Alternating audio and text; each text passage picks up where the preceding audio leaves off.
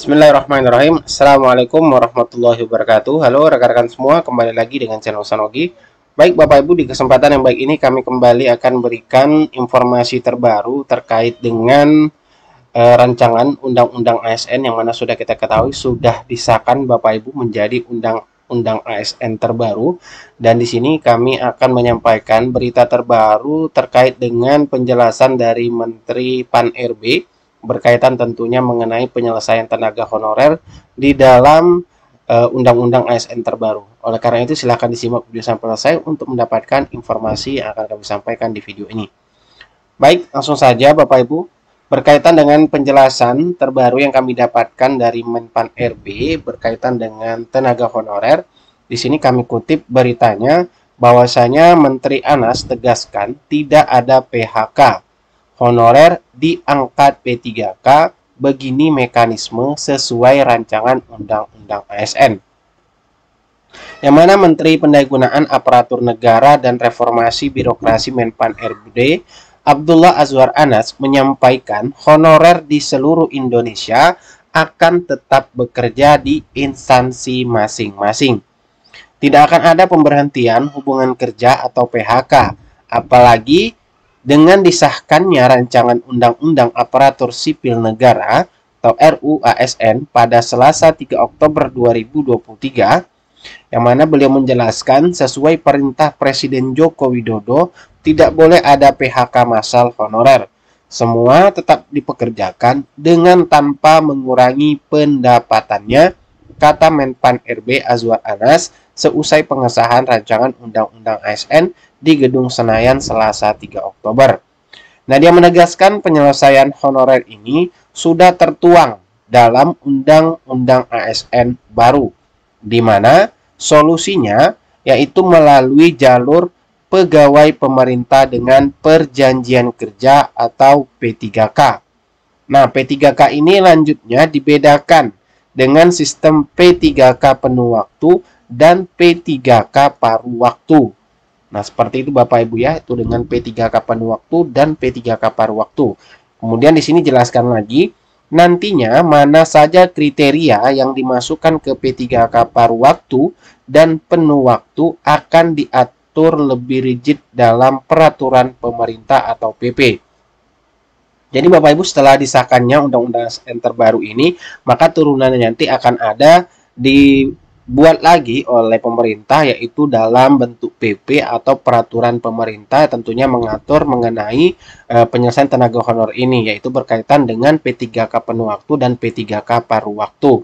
Nah, kemudian di sini dijelaskan lagi PP P3K paruh waktu dan P3K penuh waktu akan mengatur pembagiannya seperti apa, ucapnya. Nah, kemudian mengenai anggaran gaji dan tunjangan P3K yang masih jadi polemik pusat dengan daerah, Ex-Bupati Banyuwangi 2 periode ini menambahkan, nantinya tidak akan jadi penghalang lagi.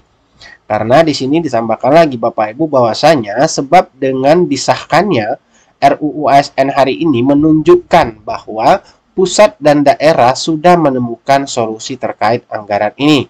Nah, soal anggaran ini juga diatur dalam rancangan PPP 3K paruh waktu dan penuh waktu. Dia menambahkan, untuk honorer yang menduduki formasi jabatan tertentu tidak hanya diangkat P3K, tetapi juga PNS. Namun ini hanya, kalau di sini kita lihat penjelasannya Bapak Ibu ya, yaitu beliau juga menjelaskan ada honorer yang menduduki formasi jabatan tertentu tidak hanya diangkat P3K namun juga PNS. Tentunya nanti ini akan lebih diatur lagi di dalam peraturan pemerintah yang akan dibuat selanjutnya. Kemudian di sini jelaskan ketentuannya yang diangkat PNS harus usianya di bawah 35 tahun. Nah, bagi yang usianya di atas 35 tahun diangkat P3K. Prinsipnya honorer punya peluang menjadi ASN, PNS maupun P3K ya, asalkan sesuai ketentuan perundangan yang berlaku, pungkasnya. Jadi seperti itu Bapak Ibu penjelasan dari Menpan RB yang kita dapatkan bahwasanya pada prinsipnya honor itu mempunyai peluang menjadi ASN, PNS maupun P3K, tapi yang perlu menjadi catatan asalkan sesuai dengan ketentuan peraturan perundangan yang berlaku. Nah, tentunya kita menunggu lagi nanti peraturan pemerintah yang mengatur terkait dengan P3K paruh waktu dan penuh waktu ini Bapak Ibu. Untuk kita lihat regulasi secara detailnya atau rigidnya mengenai P3K penuh waktu dan paruh waktu ini. Baik, itulah informasi yang dapat kami bagikan kepada rekan-rekan semua terkait dengan seusai rancangan undang-undang ASN disahkan menjadi undang-undang ASN terbaru. Semoga informasi ini bermanfaat. Assalamualaikum warahmatullahi wabarakatuh. Keempat, penataan tenaga non-ASN dengan perluasan mekanisme dan skema kerja untuk memastikan 4 prinsip. Pertama, terkait dengan tenaga honorer. Tidak ada pemberhentian massal terhadap tenaga non-ASN. Kedua, tidak ada pengurangan pendapatan dari yang diterima tenaga non-ASN saat ini. Ketiga, tidak menimbulkan tambahan beban fiskal yang signifikan. Dan keempat, tetap memenuhi mekanisme yang diatur dalam peraturan perundang-undangan dengan skema nanti yang ditentukan sesuai kesepakatan anggota DPR adalah dengan skema penuh waktu dan paruh waktu. Kelima, terkait dengan reformasi pengelolaan kinerja dan kesejahteraan ASN. Saat ini sebanyak 99% kinerja individu dinyatakan baik dan sangat baik. Karena pimpinan tanda tangan hanya 2 pilihannya. Pegawai di bawahnya baik atau sangat baik. Padahal ini menjadi tantangan bersama untuk menyelaraskan kinerja individu yang sudah baik dengan kinerja organisasi atau instansi. Hal ini yang belum selaras mengingat kita masih mendapati keluhan-keluhan pelayanan publik. Di dalam RUU ASN, kita ingin mendorong agar kinerja individu selaras dengan kinerja organisasi sehingga pelayanan publik semakin baik. Dalam undang-undang ini, kesejahteraan ASN sangat dikaitkan dengan kinerja ASN yang bersangkutan. Selama ini ASN yang berkinerja mendapatkan tunjangan kinerja sama dengan ASN yang hadir di kantor untuk memenuhi presentasi kehadiran. Hal ini menyebabkan tidak adanya motivasi ASN untuk meningkatkan kinerja. Sebaliknya untuk ASN yang tidak berkinerja, undang-undang ini memberikan penekanan bahwa ASN yang tidak bekerja dapat diberhentikan. Selama ini kita sangat sulit sekali untuk memberhentikan ASN yang sudah secara nyata terbukti tidak berkinerja. Adapun terkait dengan kesejahteraan, manajemen kesejahteraan PNS dan P3K akan digabung, termasuk P3K mendapatkan hak pensiun dengan skema defined contribution. Selain itu dalam skema penghargaan akan dikaitkan dengan kinerja ASN. Keenam, digitalisasi manajemen ASN akan terus diperkuat dan diintegrasikan untuk memastikan struktur, budaya dan kompetensi digital para ASN agar senantiasa berkembang secara baik dan optimal.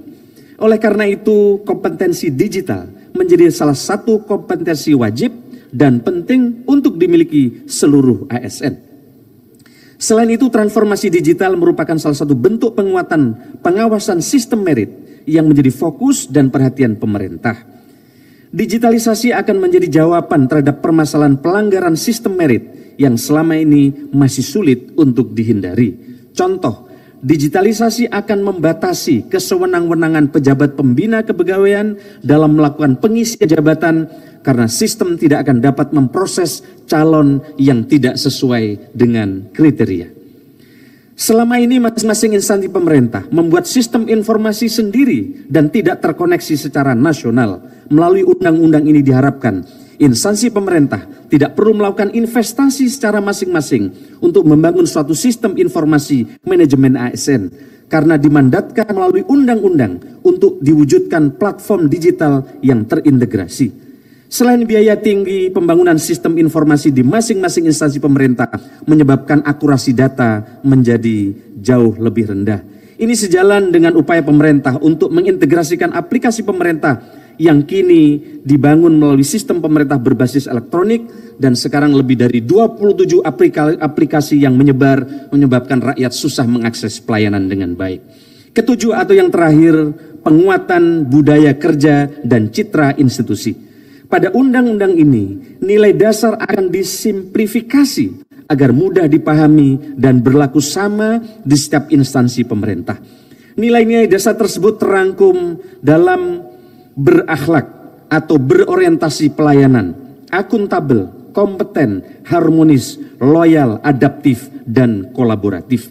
Setiap instansi pemerintah memiliki core values yang berbeda-beda dan pejabat pembina kepegawaian bisa menggantinya setiap saat sehingga tidak ada kesatuan nilai dasar ASN selama ini. Padahal sesuai dengan perannya, ASN ini adalah perekat dan pemersatu bangsa. Hal ini membuat budaya organisasi tidak menjadi akar yang kuat dalam jangka panjang dan juga berdampak kepada inefisiensi biaya penyusunan nilai dasar dan biaya sosialisasi. Ketua, wakil ketua, dan anggota DPR yang kami hormati. Tetapi tentu saja RUU ASN ini tidak bisa berdiri sendiri. RUU adalah landasan utama dan katalis yang mengakselerasi percepatan transformasi ASN. Dukungan digitalisasi melalui platform digital, penguatan dan pengawasan sistem merit, komitmen serta kerjasama para pemimpin pada seluruh tingkatan di instansi pemerintah, serta pegawai ASN yang memiliki growth mindset adalah potongan puzzle penting yang juga kami siapkan.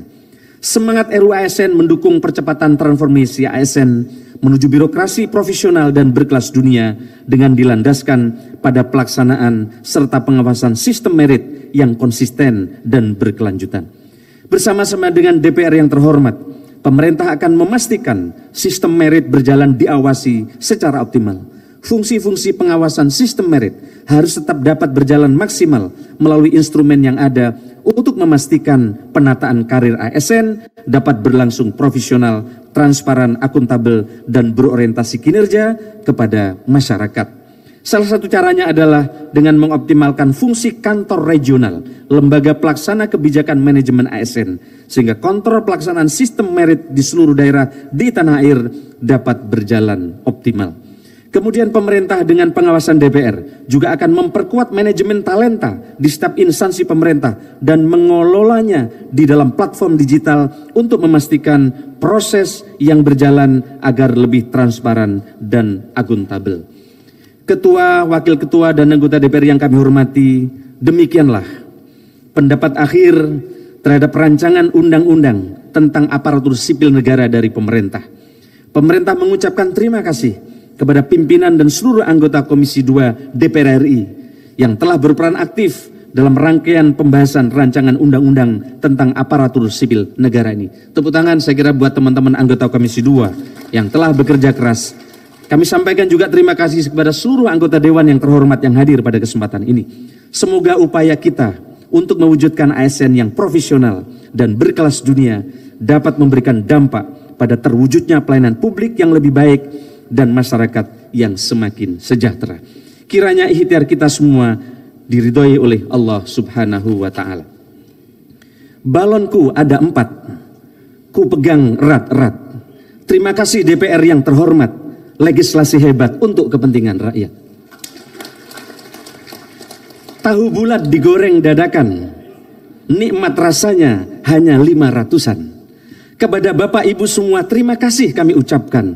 RUU ASN kini telah resmi disahkan. Sekian, terima kasih, kurang lebihnya saya mohon maaf. Selamat siang, Santi Santi Santi Namo Buddhaya, salam kebajikan, wallahul muwaffiq ila aqwamit thoriq, wassalamualaikum warahmatullahi wabarakatuh.